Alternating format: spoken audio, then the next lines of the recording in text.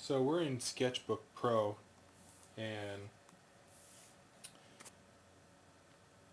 we're going to go ahead with our pencil tool and start sketching the basic proportions. I'm going to do a lateral view, a bottom view, and a heel view of a basketball shoe. And you'll see how this starts to take form.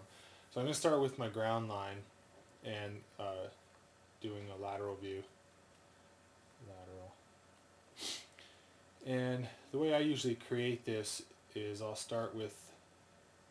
put in kind of like where my arch is going to be.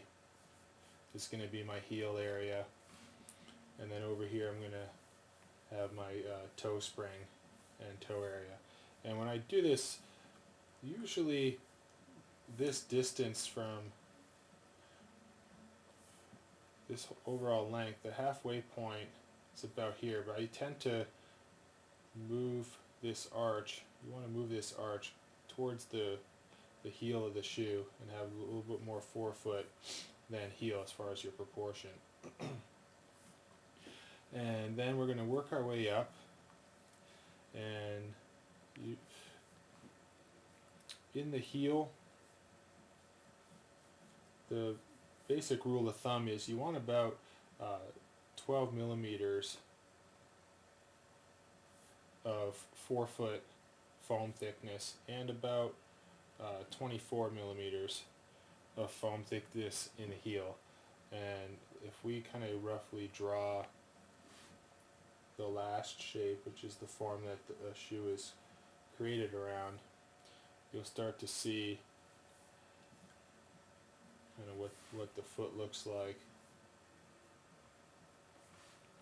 So this would be our last shape, and with a 24 millimeter heel height and a 12 millimeter forefoot.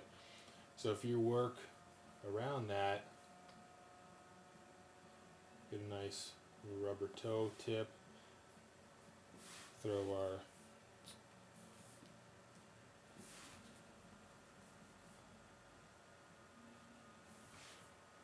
there, and let's throw a midsole line, just something pretty simple and generic.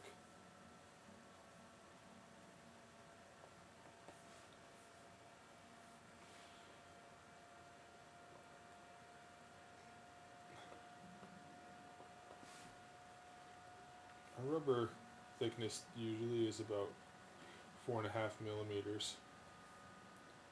So this distance about 4.5. Now, you want to have a little bit of thickness here for your heel counter.